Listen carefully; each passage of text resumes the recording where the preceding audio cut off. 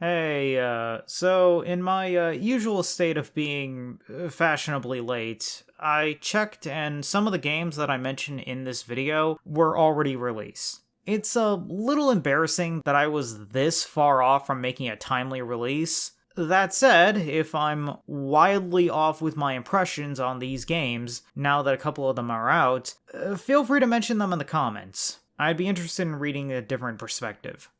Another year, another Steam Nextfest passes by, and unlike previous years, I decided to go ham and jump on quite a few demos. Most of these were from games that I wishlisted, but I decided to go into the wild and try out a few demos for titles that I never heard of.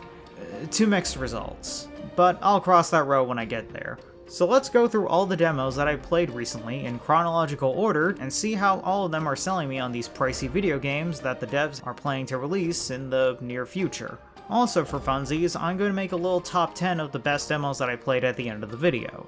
Nothing like promoting a little friendly competition between peers, or inevitable bloodshed. At least it'll be fun to watch. This is probably one of those games that I wishlisted because of the name alone. Australia seems like a cool setting for a video game. I don't know, I think it would be very fun to play a game where I fight off a bunch of aggressive kangaroos. That said, what we have in its place is a tactics game, reminiscent of Into the Breach, with the stat screen reminding me of the detailed character sheets found in Fire Emblem or Disgaea. Fun little premise put off to the side, this demo had some rough edges. And not in the "this isn't a full release yet" kind of way. I mentioned Into the Breach, and comparing these two games leaves me wondering what the core gameplay loop is supposed to be. Just as an example, why are we stopping to kill these bugs? Or why can we only fire our gun on the metal part of this platform? Obviously we're doing all this because it's a video game, but proper structure and conveyance would go a long way. Games like XCOM and the aforementioned Into the Breach contextualize how Battle A affected post-Battle B. Now, one noteworthy element is gamifying the travel time between areas. Instead of just a map or a loading screen, you ride to your next location on a train, blasting away the bugs that pile up on the railway. It could use some refinement, but I can see this being a unique selling point, alongside the roguelite elements when the game comes out. There's also a mechanic where you merge units together to make stronger ones, but I'll be honest, this feels a little out of place. The game has a pseudo-Fallout cowboy western feel, and I don't think it tonally fits with this fusing mechanic that feels more like magic. Though I won't be shocked if this was just more of a personal nitpick. There's a decent foundation here, I just think a few of its ideas need more polish. Next up is Croak. And I'll just spoil the mini countdown at the end of the video, but I'm gonna give my golden medal of quality for the Steam Nextfest to this game. The pedigree on this title cannot go without mention. It has an animator that worked on Cuphead, making a Celeste-style platformer. Now, the animation looks more akin to a modern cartoon, but the sheer dedication to making everything flow like butter is admirable to say the least. OMG, the frog has the Steven Universe smile. Yeah, and it looks phenomenal. Like Celeste, it has a solid gameplay mechanic where you use the frog's tongue as a short grapple onto nearby platforms, with the extra spice being the type of rebound that you do depending on how long you hold the tongue button. The two levels I was able to play pretty much spelled out exactly how solid the final release is going to be. The levels have some solid platforming, where instead of just giving the protagonist a million different moves, you have a simple moveset with platforms that act and react differently to your character sticking his tongue out on every surface. You also get hidden coins in every level, which gives you an extra challenging platforming bit that tasks you with the mastery of the game's movement and physics. The demo ends with a boss fight against a giant bike-riding beaver, which shows the willingness to expand upon Celeste, and I'm all here for it. If this doesn't get at least a begrudging mention at the Game Awards, then appreciation of quality is truly dead.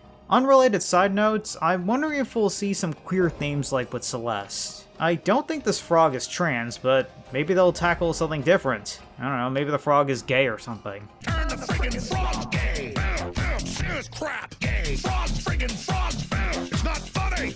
You know, mentioning Alex Jones is a little bit too funny because of that recent buyout that happened. The next demo is for Last Man Sitting. I saw a post from Classic Man D mentioning that this was some wacky small-scale multiplayer game. It also has a single-player mode that's functionally a more involved version of Vampire Survivor, or a bullet heaven as some people have called them. This isn't a knock against the game, but does the game give anyone else a mobile game vibe from the footage? You know, the one with fake gameplay where guys just shooting at enemies. I couldn't get a match for the multiplayer, which is a shame, but the single player was pretty solid. I never dabbled much into bullet heavens, but the Sunset Overdrive inspired movement did give this game some unique appeal. I will give credit for the sheer amount of enemies on screen to shoot down. And like the other games in the genre, there's a really good feeling that comes when you level up quickly to see the mess of attacks that your character could blast out at a given moment. It really makes starting up a new run tempting with how fast things can scale up.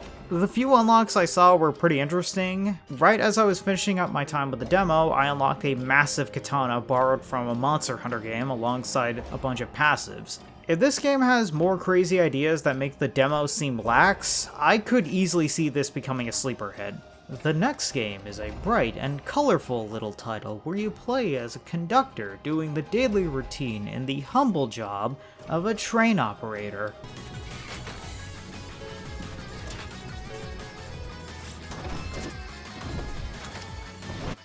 Or, something loosely in that ballpark. Calling Denshattack a train simulator is like calling Doom Eternal a realistic depiction of grounded warfare. I mean, there's 1% of an overlap between the subjects, but not by much. Denshattack is a wacky train game that feels like Crazy Taxi with trains. The ideal game for the rank 10 enjoyers in the world.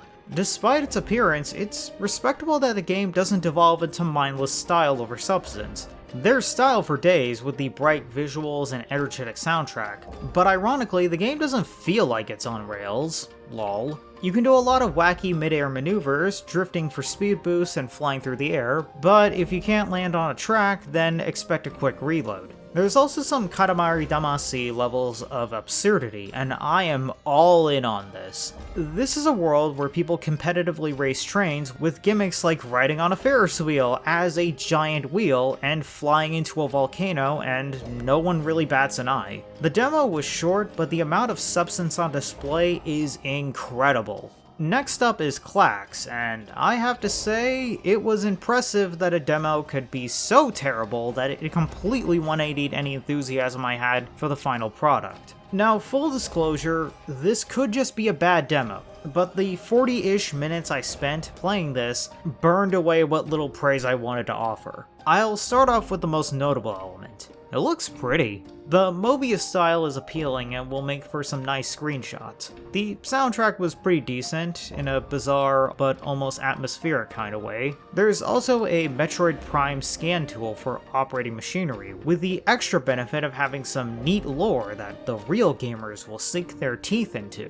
And I'm pretty sure a good amount of lore videos could be made from this if the game played well. It doesn't though. Unfortunately, the combat is rather slow and lacks the impact that you'd expect from a game with a hacko/o, light attack, heavy attack kind of setup. There's a small drone that fires bullets like in Nier Automata, but it has the same lack of snappiness that the main combat suffers from. I'm not expecting the quality that you'd find in a AAA release, but the bare minimum is that it should feel good to hit enemies. After getting past the intro for the main game world, I was greeted by levels that feel almost From Software-esque, but noticeably more linear. Nothing wrong with that, but it meant that the runbacks after dying had me figure out exactly how optional the combat really was, unless there was a locked door in front of me. The point where I gave up was when I found a puzzle that required me to kill 5 small enemies to proceed. But for the life of me, I could not find that last one and gave up after being harassed by larger enemies nearby. I'm willing to give some leeway and argue that this was a bad demo to a game that was 1 or 2 adjustments away from being decent. But if this was supposed to be a chunk of the final product, then I expect middling scores at best, crushingly low at worst. Next up is Dungeons of Dusk, a spin-off to Dusk that uproots the genre from an old-school shooter to an old-school dungeon crawler. I'm not too familiar with the first-person ones, bar playing a decent chunk of SMT Strange Journey, so I'm still a bit of a novice here. That said, I had a fantastic time with the demo. You don't manage a party of characters, just the DUSK guy who wants to go deeper into this underground area with giant rats for some reason. The game incorporates the weapons of DUSK into a set of weapons that you can swap on the fly, and then makes you manage things like health and ammo. I also like how the FPS material was worked into this game, like the optional headshots, exploding barrels in the environment, color-coded doors requiring specific keys,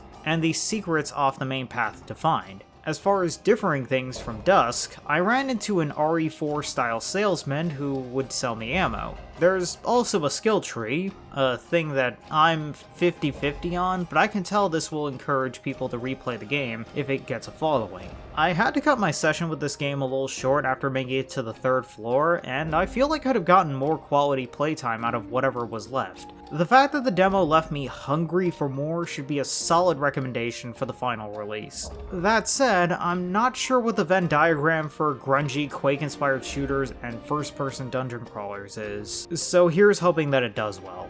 Next up is Bombun, one word. A platformer taking inspiration from Bomberman and the adorable bunny. Having a bunny on screen was going to catch my interest, cause look at him, that's cute. It also helps that an old school N64 to PS2 era platformers are my jam, and this hits the sweet spot well. I'm not familiar with the 3D Bomberman games, but thankfully this title had a simple enough setup to get my feet wet. There's not much plot, you are a bunny, and you can yeet bombs, and here's an obstacle course. The movement feels nice, and the explosions from the bomb have a nice kick to them. The environment and enemy designs remind me of the Mega Man Legends games, which is rather refreshing because it's been a while since we had one of those. Going through the demo, it had the primary appeal of the recent 3D Kirby game if you were stuck with just the bomb ability. This includes the fixed camera as well, which thankfully wasn't too much of a hassle to deal with. I noticed that obstacles would go transparent if the camera was in front of your bunny character, so that helped out a lot.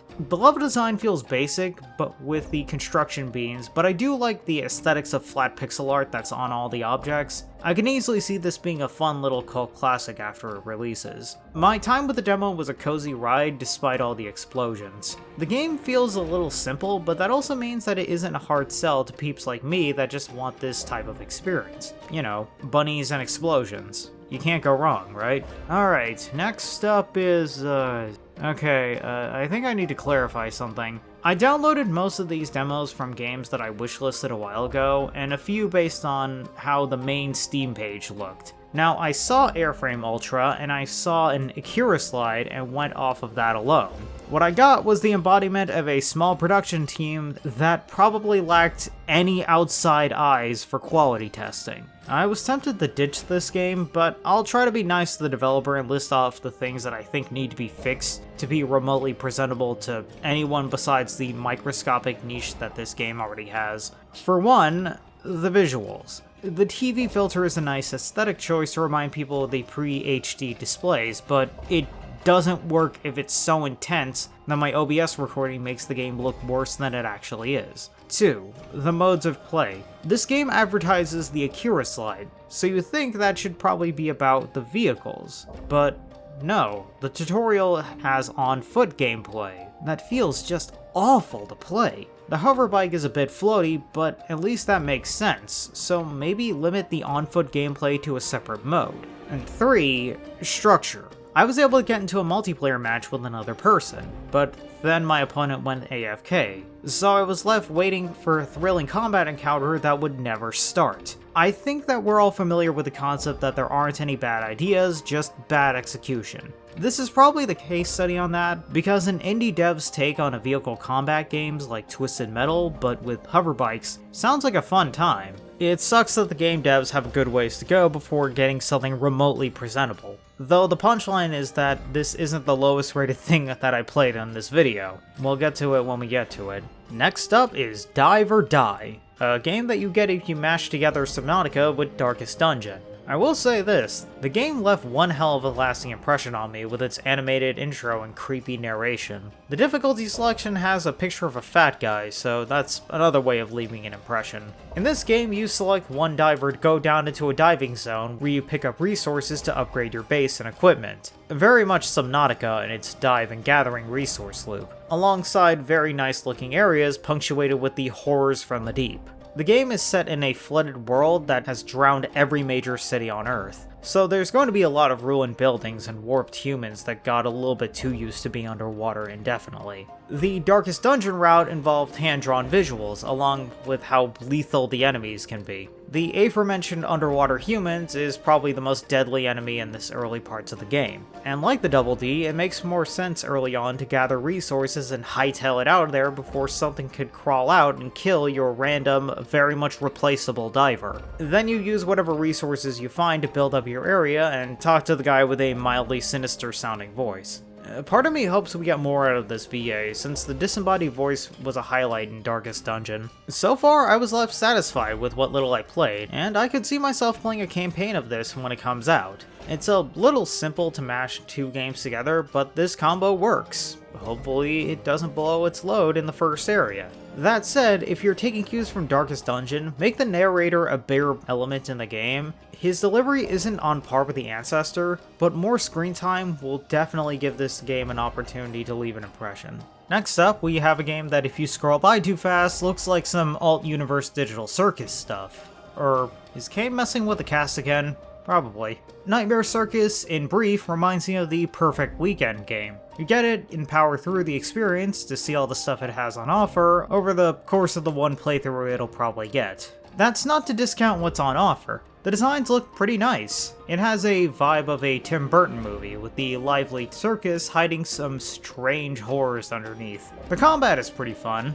It low-key reminds me of Hades, with higher emphasis on defeating enemies with more than brute force. One of the first abilities you get is to get enemies to collide with nearby objects and stunning them to take them out. You also get the ability to solve environmental puzzles, so there's some light Zelda influences here as well. I had a pretty decent time with the demo, but I ran into some annoyances with how samey the environment started to look in the second area. So making a bigger level paradoxically works against the experience. Also, the music was a tad repetitive. That said, I could easily see myself getting this title on a sale, since what little game here is still pretty charming. Alright, next up is... where's the game? I downloaded the demo for Super Meat Boy 3D, right? Well, it turns out that something went wrong, cause I couldn't open the game without it immediately crashing.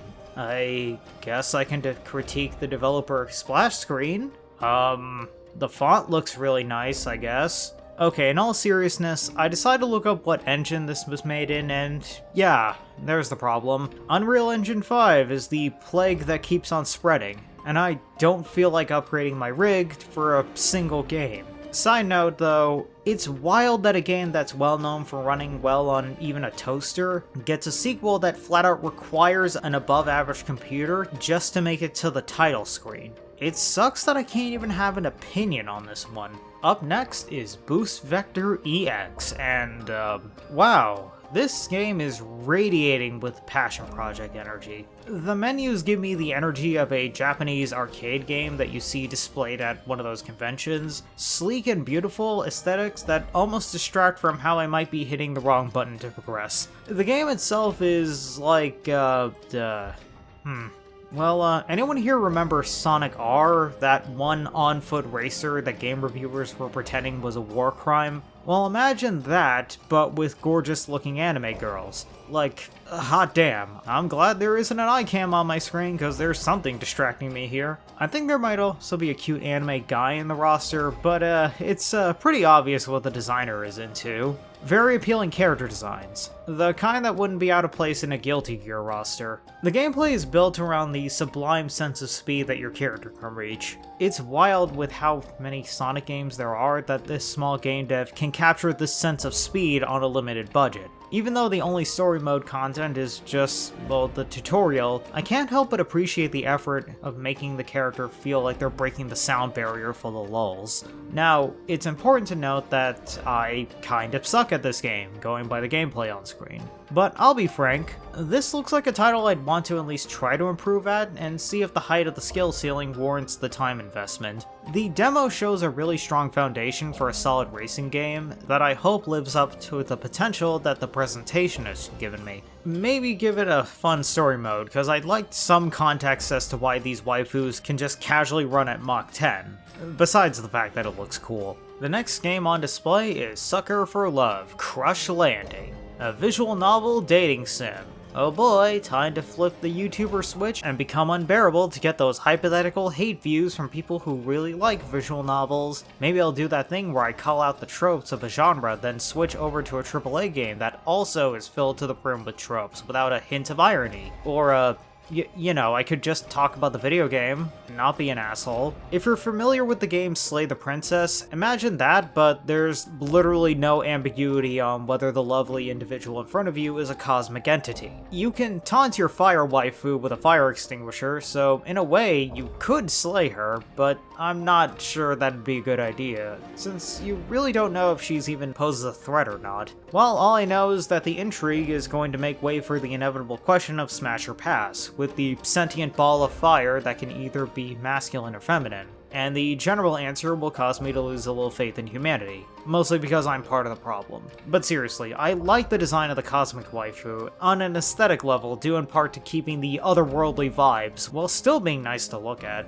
The gameplay involves feeding the flame various objects to get some idea as to what this creature is. You feed her objects of varying colors and see how she responds to a given stimulus. This is an alien character that feels the part. She can speak English, but her understanding of Earth objects and the complex communication is limited. Meanwhile, everyone around you is reacting to the priceless meteor that you have ownership of. The demo ends on a solid cliffhanger, so if the full release has a story that builds off of this interesting premise, I might pick it up in the future. Next up, we have Rhell: Warped Worlds and Troubled Times. That is one hell of a mouthful. An adventure game that has mechanics that would make an immersive sim fan cream their pants. In this game, you play as a hobo wizard that has an Elder Scrolls-esque opening, i.e. you're in a prison cell when a cosmic sign shows up giving you the call to adventure. In this case, it's a magic book that has the type of magic that lets you move objects around. It doesn't appear to be limited by mass, going by the jail cell that you just start out in. I like the presentation and the overall vibe of this game. The color scheme is bright and fantastical, but never garish. I also like how the game plays around with the main character's frame rate. It lets him stick out in a unique way. The game is structurally not too dissimilar to a Zelda title, where you exclusively solve puzzles. Pretty solid ones, I might add. I think the point where I saw the full potential of this game was when I got a Scarecrow spell that let me summon a Scarecrow and also give it the ability to fire off a spell that I offer it. The amount of problem solving that this opens up is nuts, and highlights how deep the rabbit hole could potentially go. Full disclosure, I didn't get far into this one. Not because of any quality issues with the demo itself, but because the vertical slice was so meaty that I only made it part way through the first dungeon before the 30 to 40 minutes that I set aside ran out. The slime puzzle that I got was a real brain teaser. But I can see myself enjoying the process of solving these puzzles with the same level of satisfaction that I'd probably get out of a Portal game. I can easily see this game becoming a sleeper hit throughout the year, with the end of the year roundups highlighting this game being the one that the Game Awards just forgot to mention. The final entry in this video, and also the end of the running gag of playing demos for their titles, is Gunboat God. And this was a pleasant surprise. I expected one of those endless horde games like Vampire Survivor where you just use a boat with a gun to clear out waves of enemies. What I got was a fun little pick up and play experience that low-key reminded me of a title I'd see on the PSP. I think the art style was what gave me this vibe. The blackened out characters and colorful backgrounds really gave me a Patapon vibe. Its simplistic art style with the solid animations really makes it nice to look at. You spend the opening bit talking to an anthropomorphic alligator, but the vibes are akin to something like Regular Show, where you're just more absorbed in the absurdity of what's going on. The gameplay loop involves shooting enemies in a linear stages, usually with a goal to complete. Usually all of these goals involve shooting flying enemies, with some platforming included as well. With this game also including mastery of play through the scoring screen at the end of every level. This legit feels like the ideal game for a Steam Deck. Sorry in advance to all the people that lost out on the cheapest model of that. My only complaint is that the map looks a bit small for what the final release might look like. I'm hoping that there's either more levels per world or some extra unlockable content not shown here, because this core gameplay is fun.